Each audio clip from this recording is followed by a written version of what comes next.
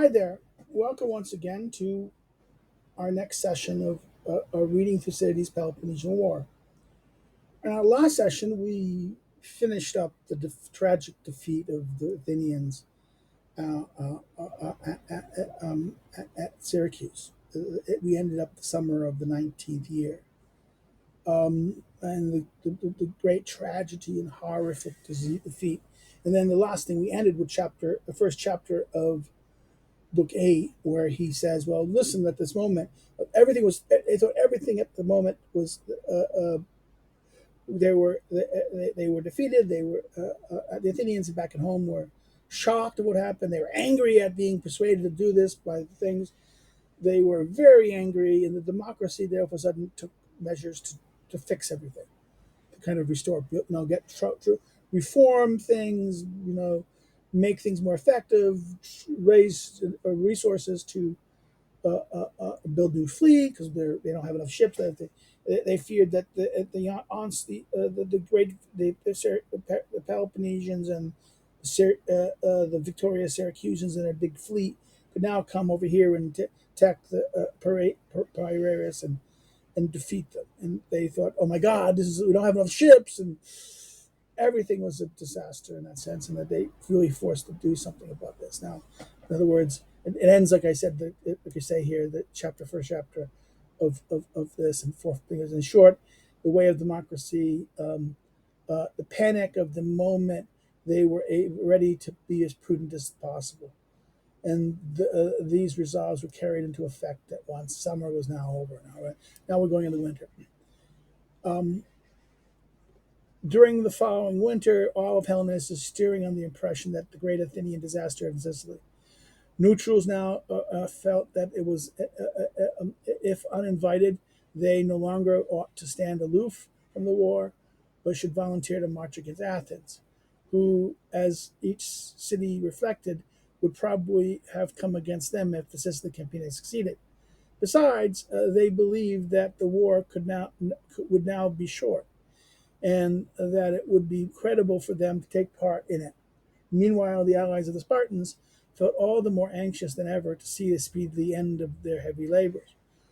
But above all, the subjects of the Athenians showed a readiness to revolt even beyond their ability, judging the circumstances with passion, refusing to even hear of the Athenians being able to outlast to last out the coming summer. Beyond all this, Sparta was encouraged by the near prospect of being joined in a great force in the spring by her allies in Sicily, lately forced by events to acquire their navy. With these reasons for confidence in every quarter, the Spartans now resolved to throw themselves without reserve into the war, considering that once it was happily terminated, they would finally be delivered from such dangers as that which would have threatened them from Athens, if she had become mistress of Sicily, and had overthrown, and that the overthrow of Athens would leave them in quiet enjoyment of supremacy over Hellenes. Their king Aegeus accordingly set out at once during the summer with some troops from Declia, and levied from the allies contributions for the fleet, and turning towards the Malian Gulf, expected a sum of money from the Otrians, carrying off most of their cattle in reprisal for their old hostility. And in spite of the protest of the oppositions of the Thessalians, forced the Archaeans of Pithylus and the other subjects of the Thessalians into those parts to give him money and hostages, and deposited the hostages in Corinth. And tried to bring their countrymen into their confederacy. The Spartans now required a reputation to issued a requisition to the cities for building 100 ships, fixing their own quotas, and that of the Boeotians at 25 each, that of the Phoenicians and the Locrians together at 15, that of the Corinthians at 15, and that the Arcadians, the Pylians, the Syracusans together at 10, and that of the Megarians, Thracians, the Epidaurians, and the Heptans together at 10 also, and meanwhile made every preparation for the coming hostility in the spring. In the meanwhile, the Athenians were not idle. During the same winter, they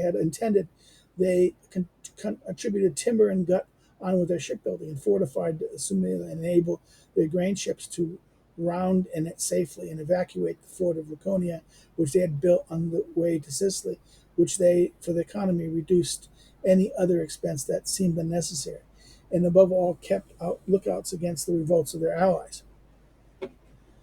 Meanwhile, while the parties thus engaged and were intent upon preparation for war, they had been at the outset. The Obeans first of all sent envoys during the winter to Aegeus to consult upon their revolting from Athens. Aegeus accepted their proposal and sent for Alcimus, son of Sthenelades,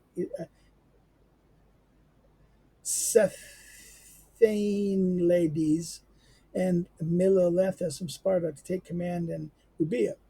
These accordingly arrived with some 300 Neodominates, and Aegeus began to arrange for their crossing over.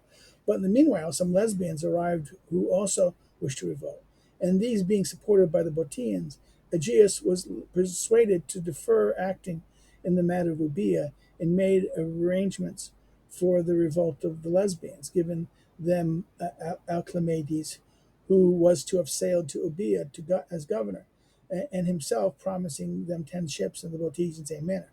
All this was done without instruction from home, and Aegeus, while at Diclea with the army that he commanded, had the power to send troops to wherever quarter he pleased and to levy men and money.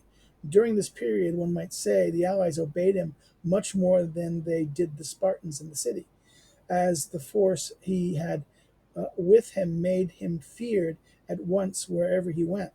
While Aegeus was engaged with the Lesbians, the Chanians, and the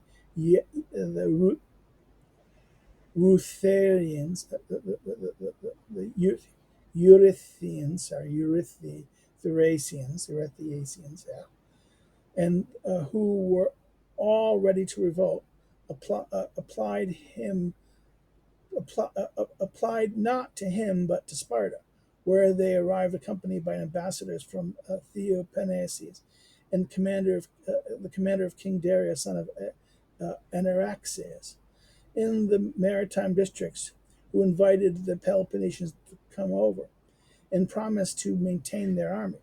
The king had already called upon him for the tribute from some province, for which he was in arrears, because the Athenians prevented him from collecting it from the Hellenistic cities. He therefore calculated that by weakening the Athenians he could better obtain that tribute, and would also draw the Spartans into alliance with the king. And by this means the king had commanded him take dead or live Amagoras, the bastard son of Pistumulus, whom was in rebellion on the coast of Caria. While the Carians and the Canians and the Chianians, the Chians and the Thessalonians thus joined in a common purpose. About the same time as Calitius, son of Legompon, a Megarian, and Theogoras, son of Athenagoras, the Cessian, both of them exiles from their country, living on the court of Parambasum, son of Paracnius, arrived at Sparta upon a mission from Parambasus to procure a fleet for the Hellespont, by which means, if possible, he might himself accomplish Therapassin's ambition and cause the cities in his province to revolt from the Athenians, and thereby receive the tribute from them, and by his own agency obtain from the king the alliance of the Spartans. And the emissaries of Parabubus and Theraspus negotiated separately. A keen competition now ensued at Sparta as to whether a fleet or an army could be sent first to Ionia and Chaos and or to the Hellespont. The Spartans, however, decided favored the Chelians and the Thesiphians, who were supported by Alcibiades, the family friend of Indius, who was one of the ephors for that year. Indeed, this is how their house got its Laconian name, Alcibiades being the family name of Indius, Endius.